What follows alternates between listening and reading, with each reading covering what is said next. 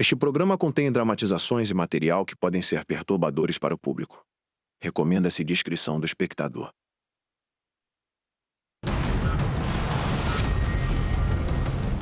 Quando um solitário aventureiro cai no Rio Colorado,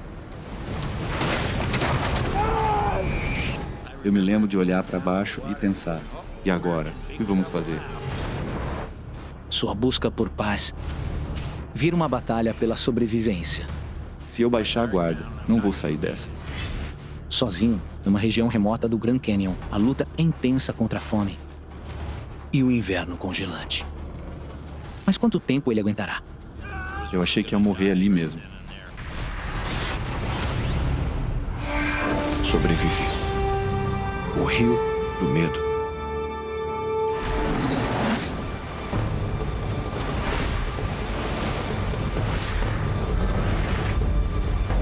Os eventos deste filme aconteceram ao longo de 7 dias no Grand Canyon, Nevada.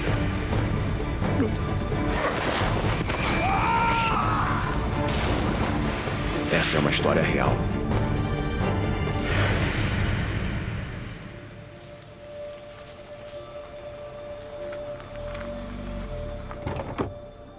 David Whittlesey está prestes a embarcar numa jornada épica pelo Rio Colorado. Desde pequeno eu já pegava um barquinho e saía remando pela água. Descobri desde cedo que eu gostava bastante desse tipo de atividade e da beleza e da paz da natureza. Acho que vou estar sozinho no rio. Melhor a gente encostar e ir descarregando.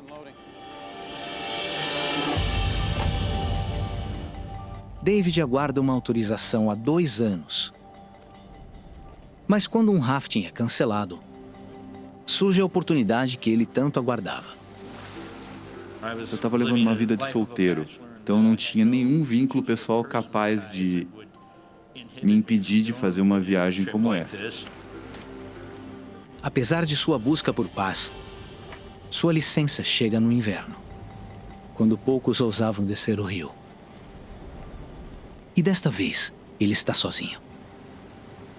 Na verdade, eu não pretendia descer sozinho, mas eu também não quis deixar de aproveitar o fato de ter uma autorização para o rio. Foi uma oportunidade para usar algumas das minhas habilidades na construção da estrutura do meu bote e tentar entender como eu devia organizar ele especificamente. Eu acho que ele pesava quase 900 quilos, por causa de todo o equipamento. Apesar de todo o cuidado, ele está inseguro de ir sozinho.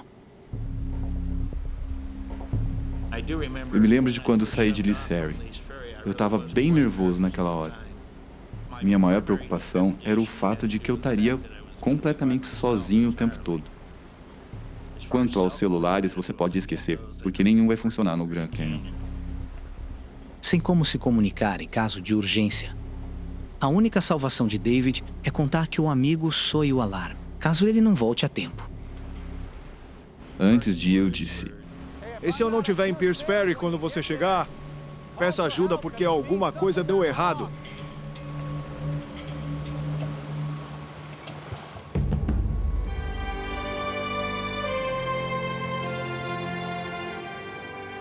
A jornada de David passa pela região mais isolada do Canyon,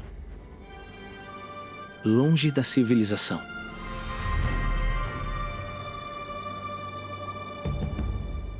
Se vão quase 480 quilômetros e a tensão inicial logo some.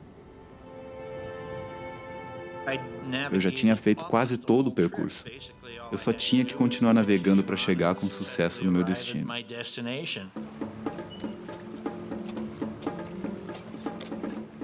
A viagem desafiou o talento de David no rafting, mostrando a beleza do Grand Canyon só para ele. Não existe um lugar como o Grand Canyon. Você está 1 quilômetro abaixo da superfície normal, onde a gente anda, e de repente há rochas com milhões de anos à sua vista. Entende? A beleza disso é muito difícil de explicar só com palavras. Por ser um dos poucos a enfrentar o inverno congelante, David encontra a calmaria que buscava. O silêncio é surreal. Eu acredito que a solidão lá embaixo é completa. É um silêncio absoluto.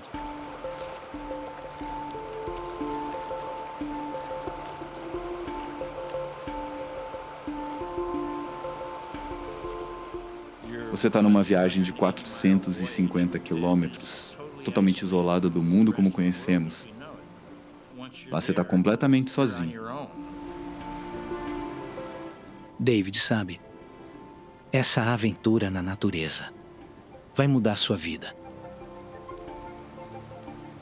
Praticamente todo mundo que chega até lá volta com um olhar diferente em pelo menos um aspecto da sua vida.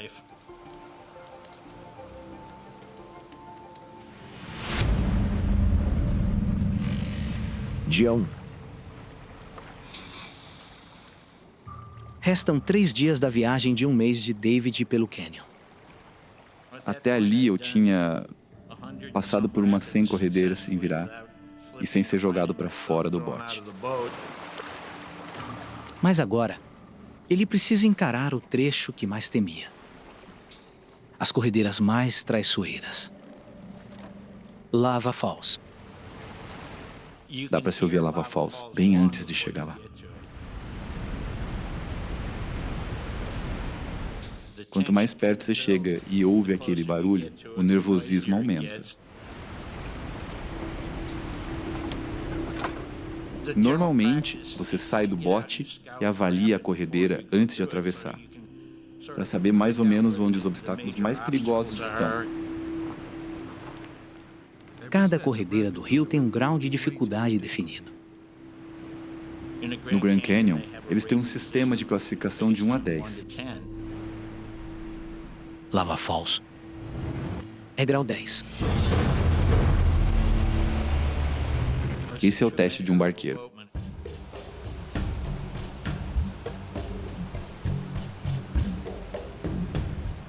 Mesmo já tendo passado por todas aquelas corredeiras sem minha roupa de mergulho, fiquei tão assustado com todo aquele potencial desastroso da Lava Falls que resolvi vestir ela. Pouco antes da corredeira, costuma ter um remanso, então a água é bem calma. Daí, de repente, a velocidade aumenta muito rapidamente.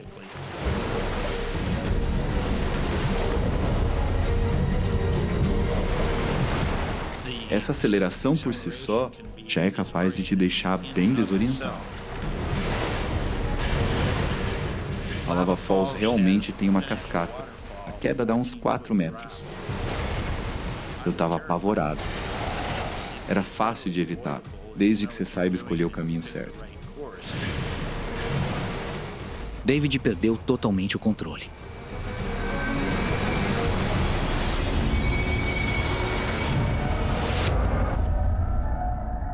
Lembro bem nitidamente do meu bote, ficando de pé e indo com tudo para a cascata.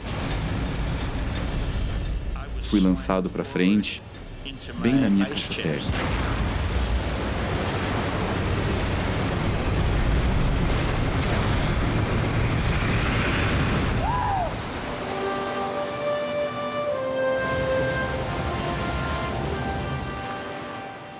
O bote, por razões que até hoje não entendo, ficou de volta para cima. Mesmo que naquele momento meu bote já tivesse cheio d'água, ele já tinha voltado para a posição certa e eu ainda estava dentro dele navegando. Me deu um alívio, pensei que o pior já tinha passado.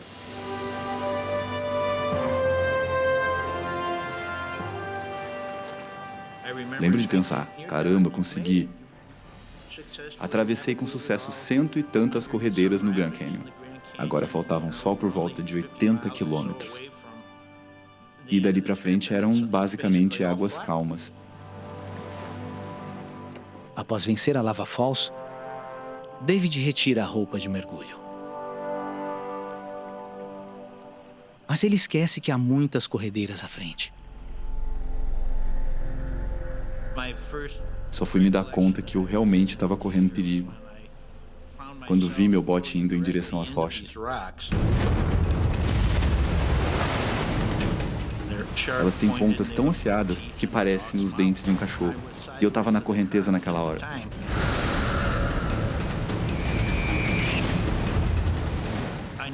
Eu sabia que era algo que eu não deveria deixar acontecer.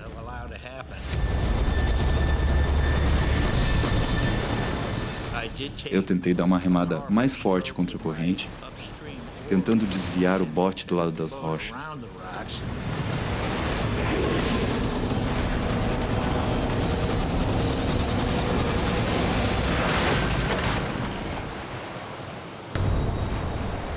É sério que isso está acontecendo?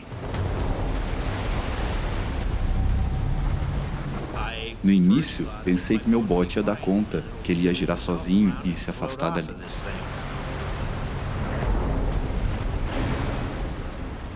Mas a corrente prendeu o bote contra a rocha.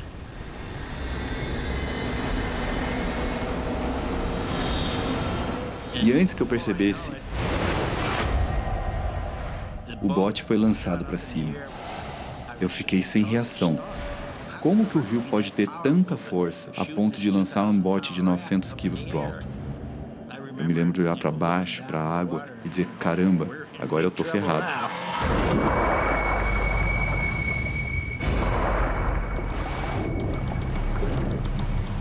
Eu apareci por baixo do bote. Minha cabeça estava fora d'água e eu respirava. A água está em 4 graus. E David precisa sair rápido ou vai morrer de frio. Eu estava com medo de ficar enroscado no bote.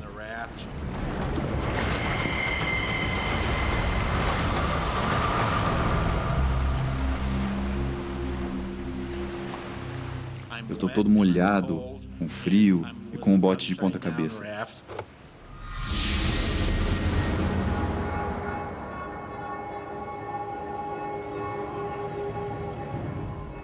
Agora sem seu bote, ele não tem como sair do cânion. Sua única opção é desvirar o bote. Mas pesando quase 1 tonelada, ele vai ter que ser bem criativo. Não dava para simplesmente entrar embaixo do bote e eu desvirar ele. Me dei conta que a única maneira para endireitar o bote seria usar um sistema de roldana e corda. Mas para isso, ele vai ter que mergulhar embaixo do bote e recuperar o equipamento. Dentro das águas congelantes do rio. Por ser muito escuro lá embaixo, não dá para ver nada. Eu estava basicamente procurando as cegas. Eu sabia mais ou menos onde deixei as coisas, mas isso não significava que ainda estariam lá, já que tudo tinha ficado de pernas pro ar. Então tive que me forçar a ficar entrando e saindo do rio para pegar tudo.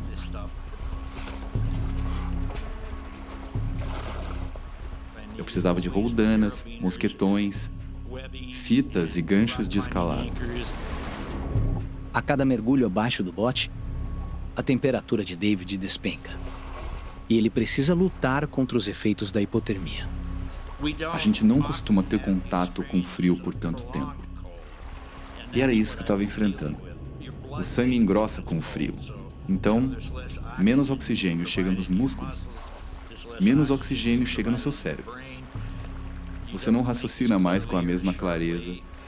E eu sabia que esse processo estava acontecendo comigo.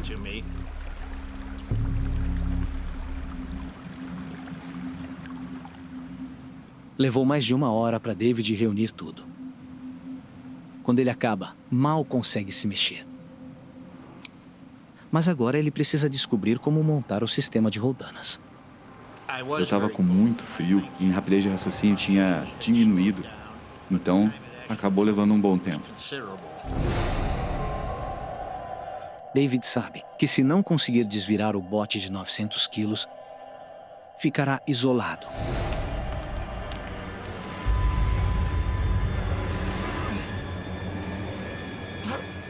Nem cheguei perto de desvirar.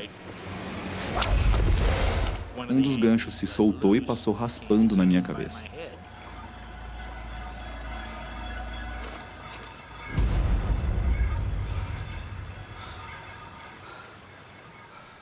Todo o esforço de David foi em vão. Sua única opção agora é tentar reduzir o peso do bote. Eu conseguia ver rio abaixo uma espécie de enseada, um pouco mais adiante. Então pensei que se eu conseguisse levar o bote até lá, teria espaço suficiente para descarregar o restante do equipamento. Mas é impossível mover o bote pela margem íngreme. Desesperado, David decide fazer algo arriscado. Quando percebi que não ia dar para eu esperar na margem e arrastá-lo, foi quando eu resolvi subir no bote.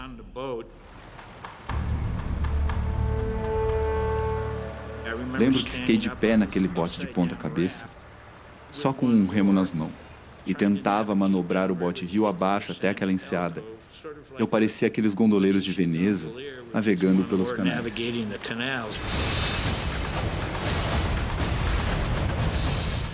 Mas o rio é tão poderoso que é impossível manobrar. Quando eu mexia no remo, eu acabava girando mais que o bote. A corrente o jogou para além da enseada. Ele está indo em direção às corredeiras e já não pode controlar seu bote. Não tem literalmente nada para se segurar. Nenhum apoio para as mãos, para os pés, nada.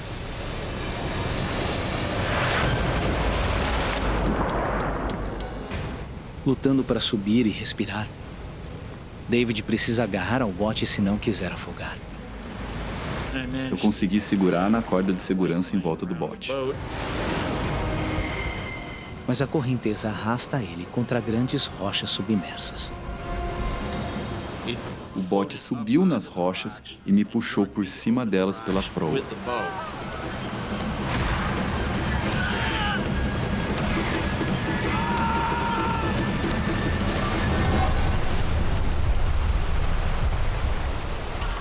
David precisa tomar uma decisão. Se continuar com o bote, será esmagado nas rochas. Se soltá-lo, vai perder tudo. Pensei, se eu não sair desse rio, ele vai me matar.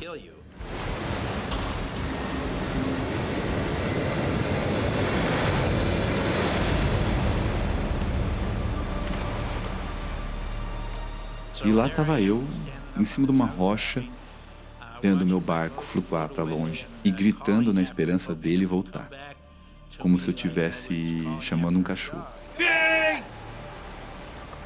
Senti medo. Eu mantive a esperança de que, por algum acaso bizarro, ele ficasse preso em algum ponto onde eu pudesse chegar.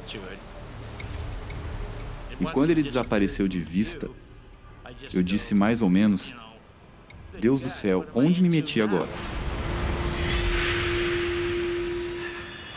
Eu percebi que eu estava numa situação bem complicada. Não tem nem lugar para eu respirar um pouco.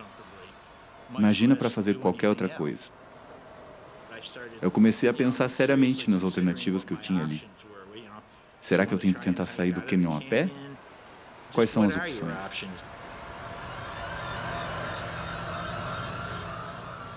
No fundo de penhascos íngremes, David não vê opção a não ser escalar as rochas para se salvar.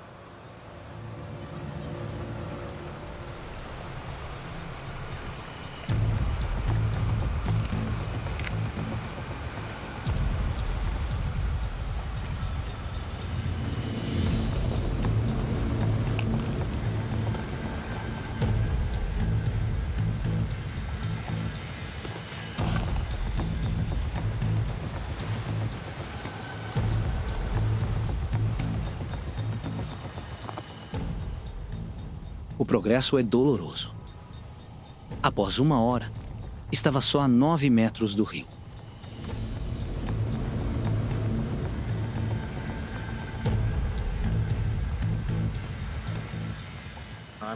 Eu subi aquelas paredes de rocha apoiando os dedos dos pés em pequenas fendas e procurando prestar muita atenção em cada movimento. Como eu estava sozinho, qualquer queda poderia ser catastrófica.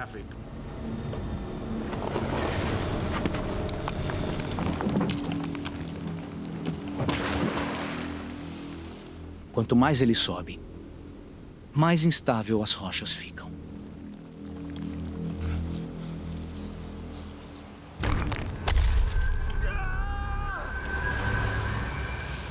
Uma pedra que estava solta decidiu rolar direto para o meu pé. E o resultado disso foi que fiquei com alguns dedos quebrados. Não tinha nada que eu pudesse fazer ali. A escalada é agoniante.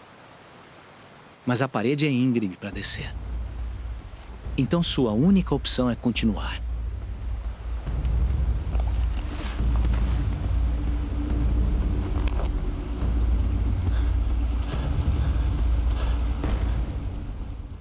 Eu agarro numa pedra, vou usando ela como apoio, enquanto vou contornando um tipo de saliência na rocha, mas a pedra escapa da minha mão. Então fiquei ali, desequilibrado, por alguns segundos, minutos, horas, dias, vidas, sei lá quanto tempo.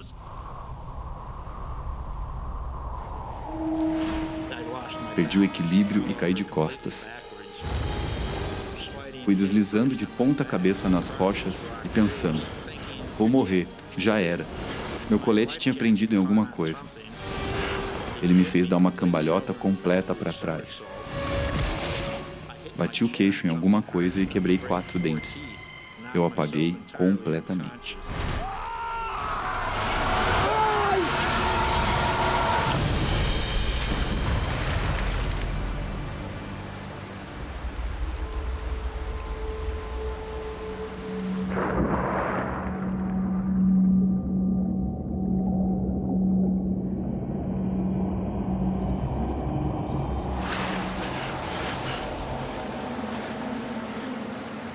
De repente me vi no Rio Colorado, saindo da água, cuspindo dentes da boca.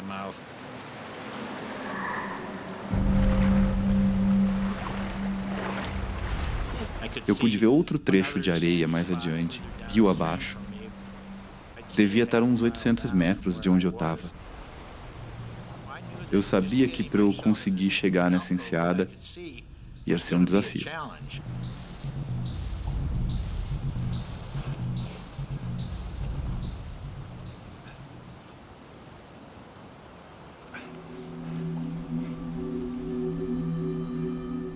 Então eu estou a uns 9 metros acima do rio e, para minha surpresa, bem na minha frente tem uma lata de cerveja.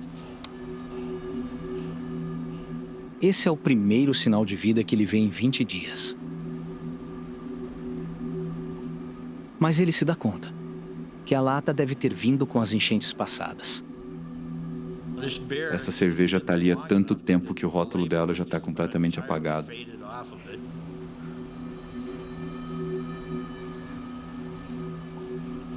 Como perdeu seus mantimentos, David sabe que ela pode te trazer energia.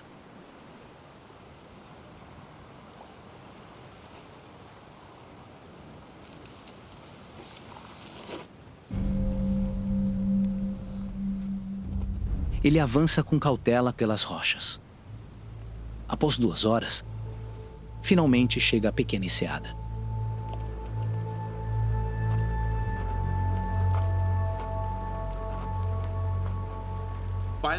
Quando eu finalmente consegui chegar até a enseada, eu já estava praticamente seco e aquecido só pelo esforço. Só agora, David percebe a gravidade da sua situação. Sua busca por paz o levou ao coração do Grand Canyon. Agora ele está desamparado, no inverno, quando é incomum avistar alguém.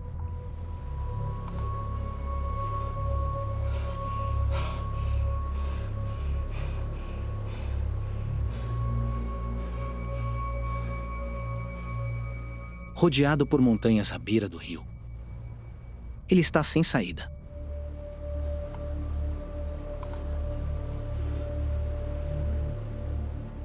Ele perdeu tudo. Não tem comida, abrigo, nem agasalhos. E David sabe que vai ter uma noite muito fria pela frente. Durante a noite, fazia algo em torno de 5 graus. Eu sabia que o mais importante era evitar as ameaças da hipotermia para minha saúde.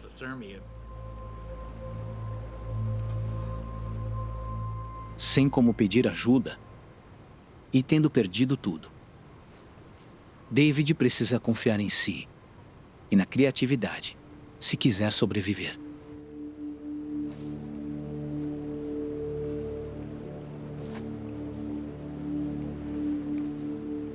De fato, eu entrei no modo de sobrevivência. Estava tentando achar algumas maneiras de me manter aquecido e me proteger de adversidades. Dei um jeito de cavar um buraco de um tamanho de um corpo na areia. Depois encontrei um galho com um bom tamanho, que dava para colocar em um dos lados do buraco, para me ajudar a bloquear o vento.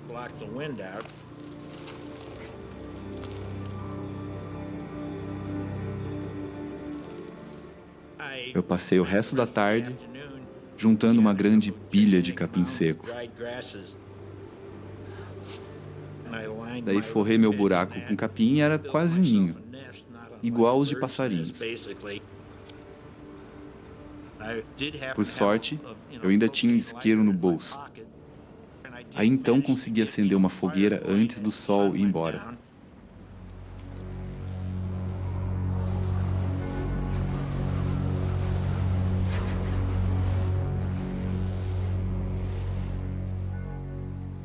Com as temperaturas caindo drasticamente, o fogo é o que o afasta da hipotermia. Se ele adormecer e a chama apagar, vai morrer. A viagem de David deve acabar em alguns dias. Só então alguém notará a sua falta. Ainda tem uns 2 dias e meio, talvez 3, desde que eu consiga impedir que a hipotermia avance até meu corpo entrar em colapso. Talvez eu tenha ficado grogue ou semi-consciente, mas não cheguei a relaxar a tal ponto de ter um sono tranquilo.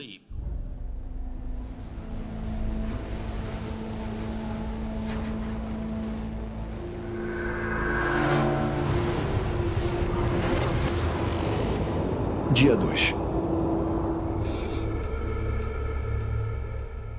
David resistiu à noite. Mas de manhã, é difícil se mexer. Eu estava com muito frio. Minha rapidez de raciocínio tinha diminuído. Meus movimentos e atividades motoras tinham diminuído.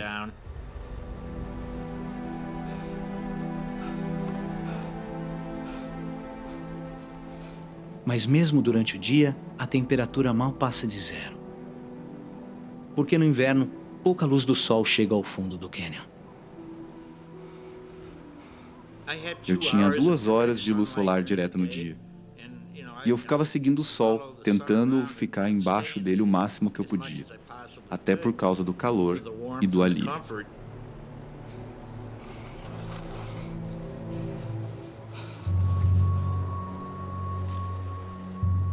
Apesar de mal conseguir andar, David tem que se preparar para mais uma noite congelante.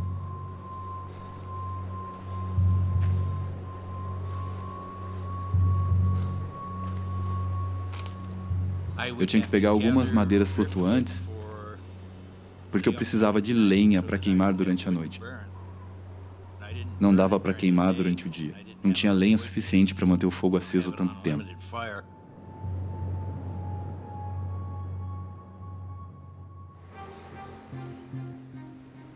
A segunda noite de David está mais fria do que nunca. E ele teme que só aquela chama não o aqueça o bastante. Eu não conseguia pensar em mais nada que pudesse fazer para me aquecer. De repente me veio na cabeça: aquecer pedras. Isso me proporcionava calor por pelo menos algum tempo a mais. Aí eu enterrava elas na areia, no fundo do meu abrigo. Era uma espécie de ninho térmico que eu improvisei para me aquecer. Você tenta de tudo para se manter forte e só espera que o desfecho seja o melhor possível. Mas existe uma chance muito maior que você não vá sair dessa.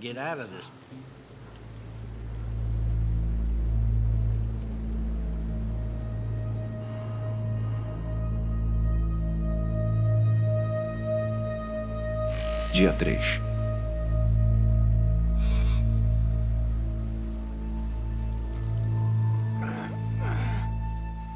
David sobrevive à segunda noite. mas já faz 3 dias desde a sua última refeição. Ele está fraco.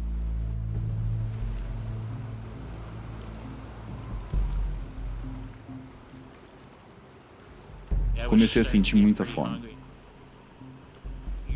Seu estômago começa a apertar e é realmente uma dor física. Eu podia descer até o rio, então eu vi alguns peixes na margem.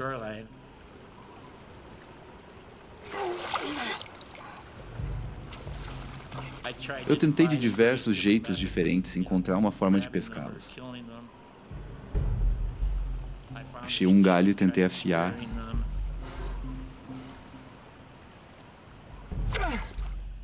Mas sem sucesso nenhum.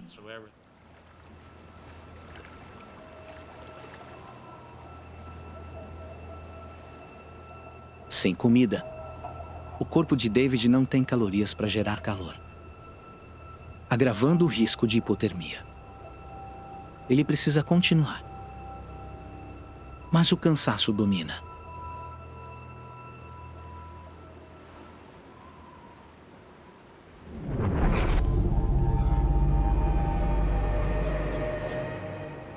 Eu acordei assustado porque notei que eu tinha caído no sono. Fiquei apavorado com isso. Caramba, se eu baixar a guarda, não vou sair dessa.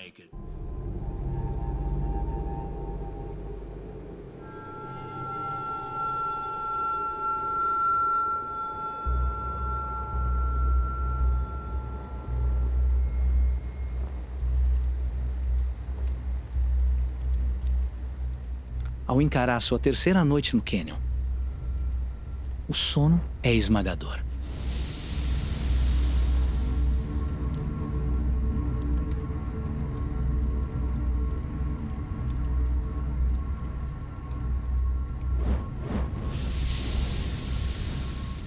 Só tinha eu, a lua, a parede rochosa e o rio. Talvez eu acorde para ver tudo isso novamente amanhã, ou talvez não.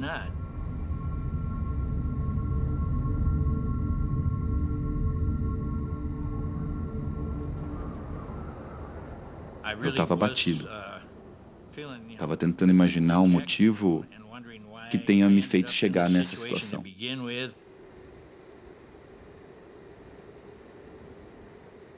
David se apega à esperança de que seu amigo já tenha soado o alarme e que o resgate chegará amanhã.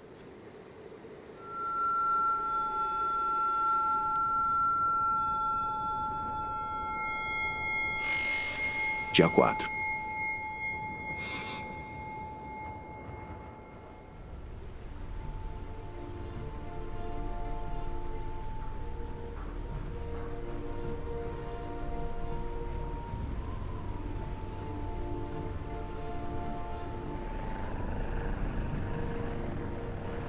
Após 4 dias lutando para sobreviver, parece que um grupo de busca finalmente chegou. Eu pulava e erguia os braços. Socorro! Aqui! Eu conseguia enxergar o avião claramente.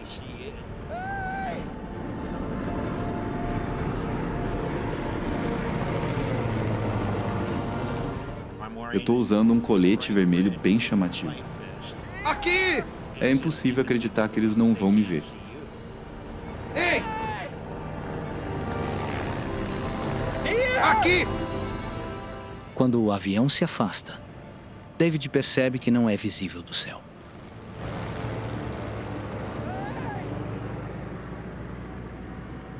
Volta aqui!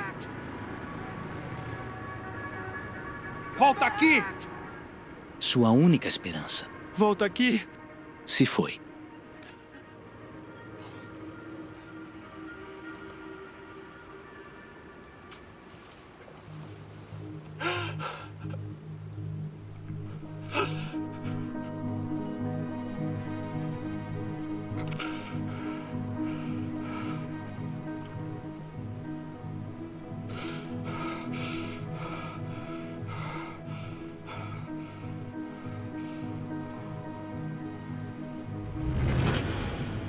Indo para sua 4ª noite, David sabe que está em apuros. comecei a me sentir bem desanimado. Eu me dei conta que as coisas não tinham acontecido como previsto. E se eu não estiver em Pierce Ferry quando você chegar, peça ajuda porque alguma coisa deu errado. David não sabe, mas para o amigo, ele só esticou a viagem. Ninguém está procurando por ele. Eu sabia o quanto minha situação era grave. E quanto mais aquilo se arrastava, mais apavorante ficava. Sem esperanças. David está à mercê do Canyon. Sozinho. Dia 5. Por 4 dias, David teve a esperança de que seu amigo soaria o alarme. Mas ele percebe que ninguém procura por ele. A guerra mental foi provavelmente mais difícil do que a física, tentando evitar pensar na ideia de que eu morreria ali, naquele lugar. David busca se superar. Eu estava deitado lá sem fazer nada, e não dá para ficar sem fazer nada o tempo todo. Você tem que reagir. Eu não ia simplesmente jogar a toalha. Mas agora, ele está fisicamente debilitado. Mal fica em pé. Meus pés já estavam completamente detonados. Era muito difícil de caminhar para qualquer lugar.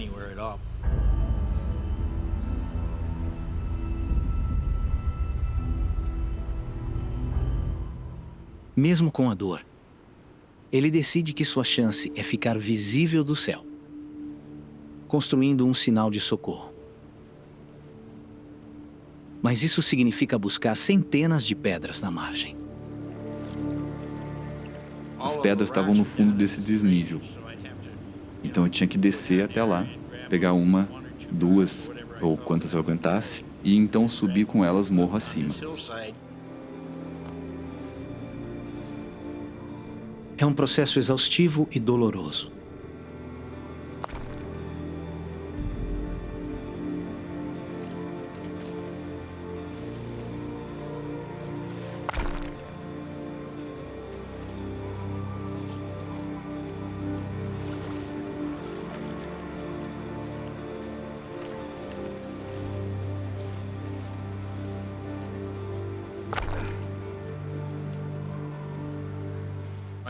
Eu tinha construído um X com aproximadamente 3 metros de comprimento em cada linha dele. Ou seja, eram muitas subidas e descidas, com muitas pedras para levar. Já era fim de tarde quando ele terminou. Completamente exausto.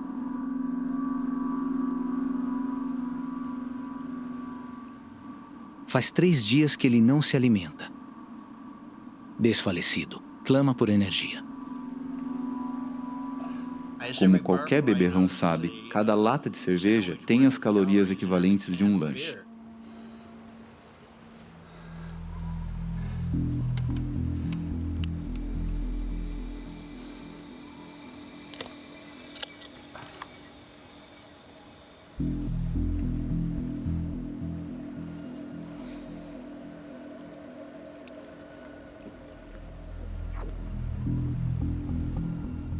Eu definitivamente não recomendo beber cerveja de 8 anos atrás.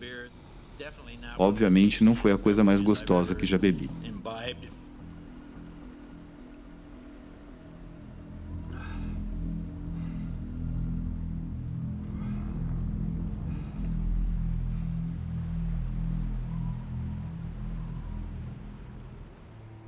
Mesmo cansado e com fome, ele não pode parar. A temperatura está caindo. E ele está sem lenha. Comecei a pegar o que estava mais perto de onde eu estava. E a cada dia eu tinha que ir um pouco mais longe, então eu levava mais tempo para ir buscando tudo. É claro que você vai ficando cada vez mais fraco, então vai dificultando ainda mais para repetir o que você fez no dia anterior.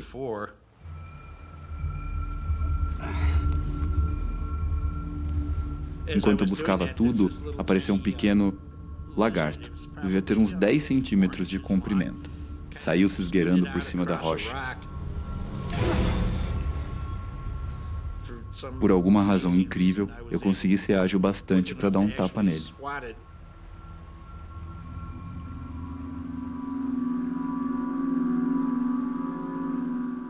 Eu parti ele ao meio e mandei para dentro.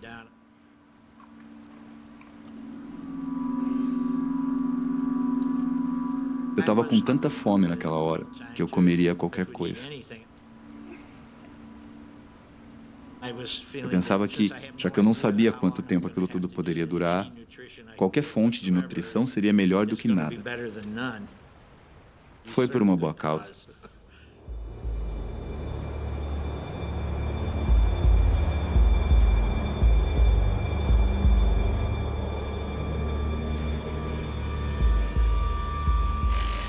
Dia 6.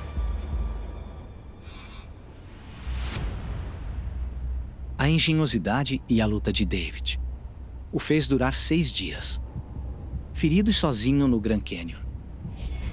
Ele devia ser resgatado há dias. Agora, o frio rigoroso do inverno afetou gravemente seu corpo. Ele está prestes a enlouquecer. Comecei a ter uns delírios malucos. Imaginei que o mundo tinha sido devastado por explosões nucleares e que eu seria o único sobrevivente no planeta.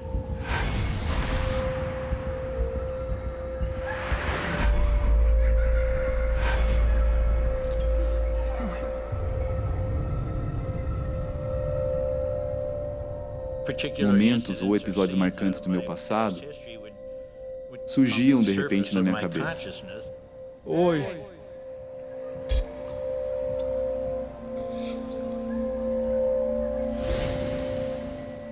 Eu me lembro, de uma forma bem nítida, que eu ficava relembrando de coisas e momentos que vivi com amigos e outras pessoas. Ficava pensando neles, triste, imaginando que eu talvez não os veria novamente.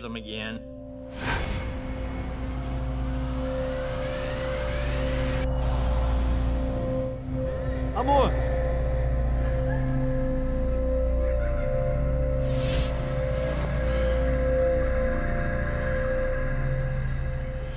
Fraco demais para juntar a lenha e manter a chama, David está perdendo o calor. A hipotermia está vencendo. Dia 7. David Whittlesey veio ao Grand Canyon em busca de paz e solidão. Mas isolado e à mercê da natureza, pode acabar morrendo de frio, sozinho. No sábado de manhã, eu estava muito para baixo, estava realmente deprimido. Eu escrevi um bilhete de despedida para os meus amigos e familiares. Eu gravei tudo num pedaço de madeira.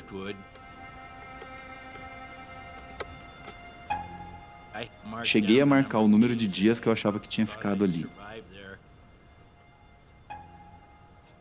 Era importante para mim deixar claro para os meus familiares e amigos que eu me importava com eles. Que foi uma fatalidade. Me perdoem. Vou sentir falta de vocês. David Whittlesey.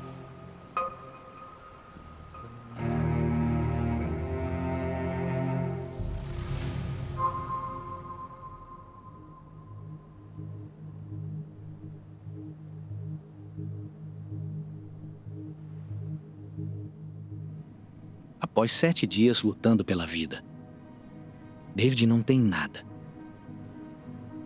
Só é capaz de permanecer deitado, esperando a morte.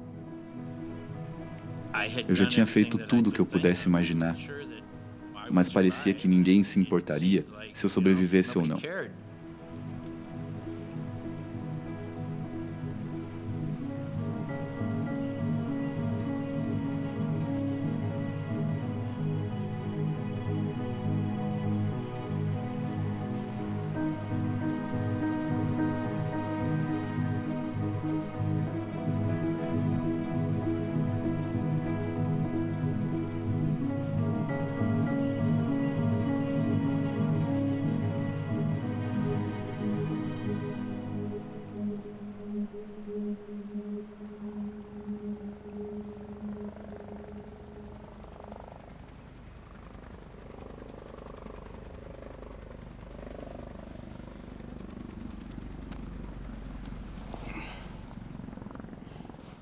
O primeiro indício de que algo estava acontecendo foi quando ouvi o barulho do helicóptero.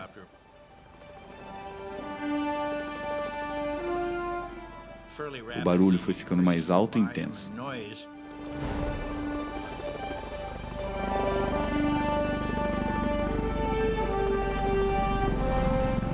Aqui!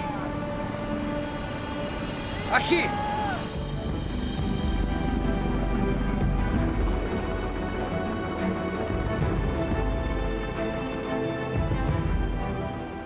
Quando o helicóptero contornou o cânion, eu estava em pé, acenando os braços, pulando, chorando muito e dando risada.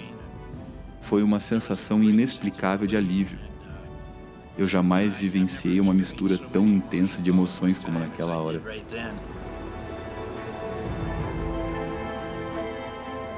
Eu estava rindo de felicidade por ter superado toda aquela provação e também chorava de tanta gratidão por ter sobrevivido àqueles momentos. Foi uma completa explosão de emoções. Até porque tinha passado muito do meu limite de experiências.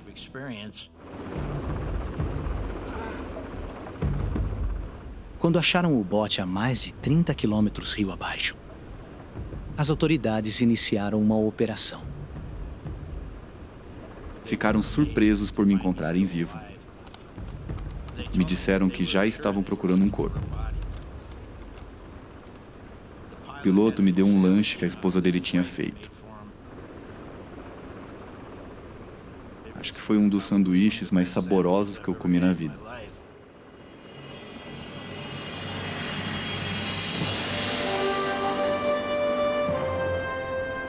Após 7 dias do acidente, David finalmente foi resgatado. Ele se recuperou totalmente e segue apaixonado por rafting. Eu nunca acreditei que era a minha hora de morrer. O que eu acredito é que você pode aumentar as suas chances de sobrevivência simplesmente acreditando que você vai sobreviver. Minha vida mudou drasticamente por conta do incidente. Num sentido espiritual mais profundo, passei a ter uma visão mais otimista. Também acho que eu passei a entender melhor o significado de estar vivo.